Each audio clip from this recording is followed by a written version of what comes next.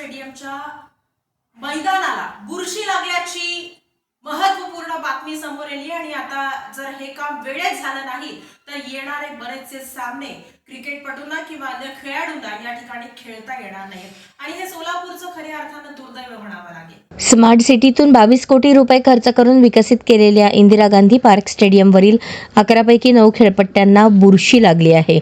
त्यामुळे बॉल टाकल्यावर त्या ठिकाणी खड्डा पडून माती बाजूला निघत आहे। विकेटची दुरुस्ती वेळेत न झाल्यास जून-जुलैमध्ये होणारे रणजीचे सामने किंवा इतर सामनेच खेळवता येणार नाहीत। त्यामुळे खेळपट्ट्यांची दुरुस्ती वेळेत करावी अशी मागणी डिस्ट्रिक्ट क्रिकेट असोसिएशनने पत्राद्वारे महापालिकेकडे केली आहे। पार्क स्टेडियमवर यापूर्वी झालेल्या महाराष्ट्र-केरळ रणजी सामन्यावेळेस विकेटला बुरशी लागल्याची बाब समोर आली होती।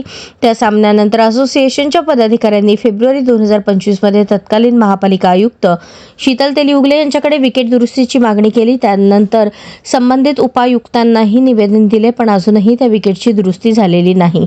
विकेट दुरुस्तीसाठी काही दिवस लागतात। पुढील 15-20 दिवसात खेळपट्ट्यांची दुरुस्ती न झाल्यास जून-जुलैमध्ये होणाऱ्या रणजी सामन्यातील एकही सामना पार्क स्टेडियमवर खेळवता येणार नाही अशी चिंता देखील असोसिएशनच्या पदाधिकाऱ्यांनी व्यक्त केली आहे।